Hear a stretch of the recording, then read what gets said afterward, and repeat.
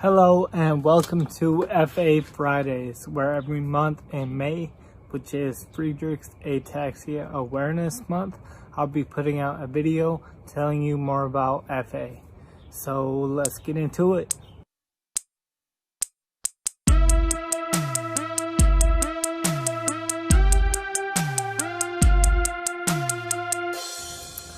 So in this episode, I'm going to be talking about how I came to be diagnosed with FA. If you missed episode 1, make sure you go on YouTube, Facebook, IGTV, and check that one out. That's where I explain what is FA. So, how was I diagnosed with FA? I've had it my whole life, but I never knew it until I was 23 years old. So, dating back when I was a little kid, just some background. My dad and my grandpa, they were Division I athletes. So growing up, sports really was a big deal to me. Anything I did athletically, I excelled in. Funny thing, I set the elementary school pull-up record. Not sure if I still hold it, but you know, hopefully I do. And then moving on, into middle school, it was like, I still did well athletically, but there were certain areas that I didn't do the best in. So for instance, I actually won my school pentathlon. I was strong, I was fast, but I started to, not be the best at certain things. Like in baseball, I was really good at hitting, good at running bases. I wasn't the best at tracking fly balls or throwing accurately. In football, I was fast. Again, I could hit people.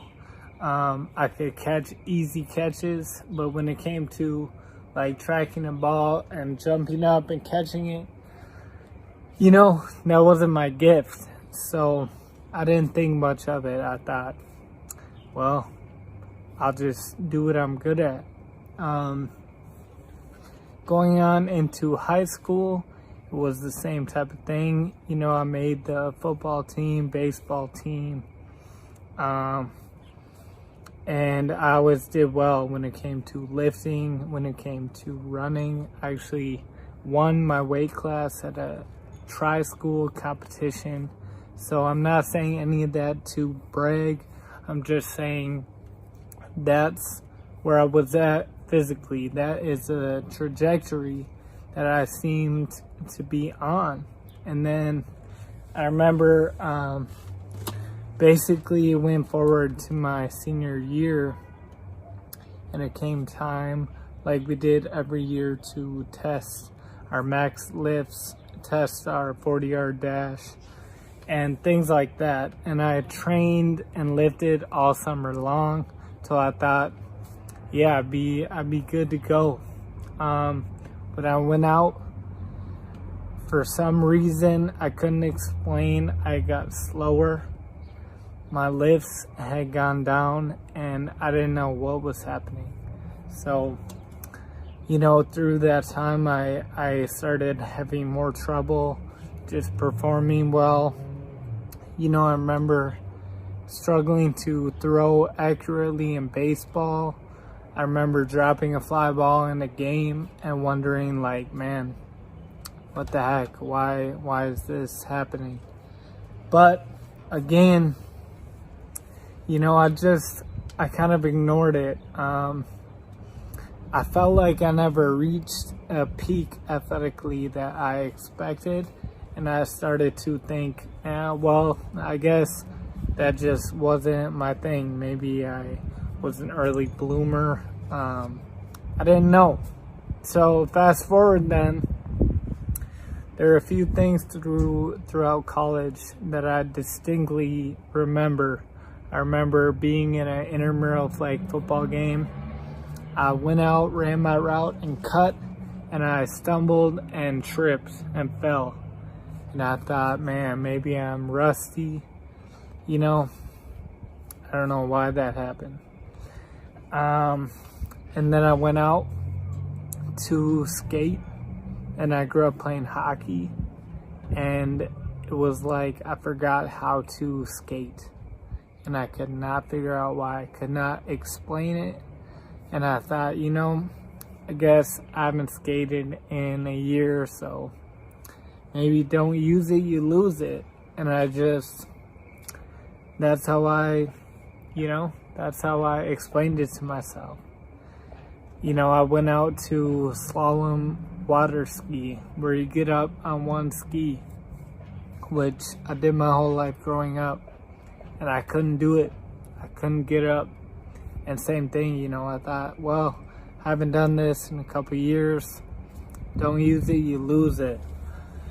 So I would have experiences like that and just kept kind of writing it off, attributing it to different things, and I would feel super tired, and sometimes I would feel dizzy, like for no reason. Like I did a workout and all of a sudden I felt like I was gonna pass out. You know, couldn't explain it.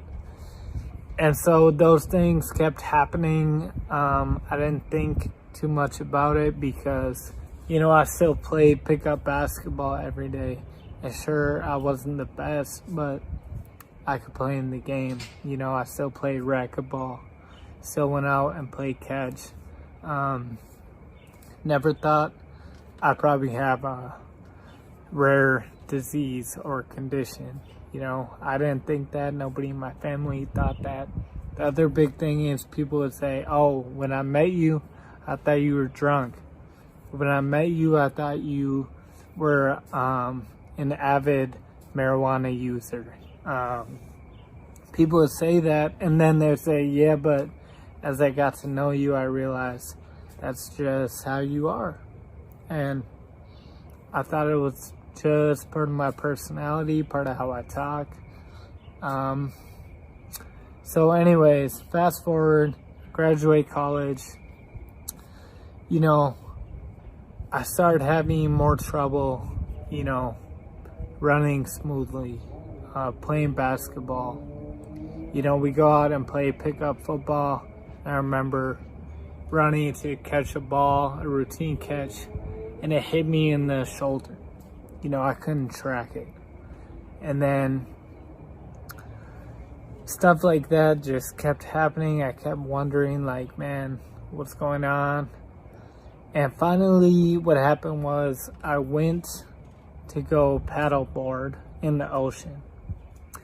And I could not, for the life of me, stay up on the paddleboard. I didn't have the balance. And it finally hit me, like, you know, I grew up skiing, wakeboarding. You know, paddleboarding should be easy for me, but it's not.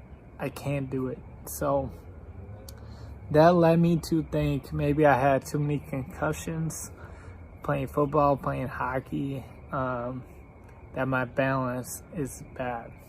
So I went, I saw a physical therapist. I found my balance was not good and my coordination was not where it should be. And she recommended me to see a neurologist. And the neurologist told me I have ataxia. And I Googled and saw that it was you had trouble walking, talking, swallowing. And I thought, no, I don't. That's not, I can't have that. I can walk, talk, chew, swallow. No way. But, you know, he explained to me over time, like, that I have more mild symptoms, but we need to find the cause.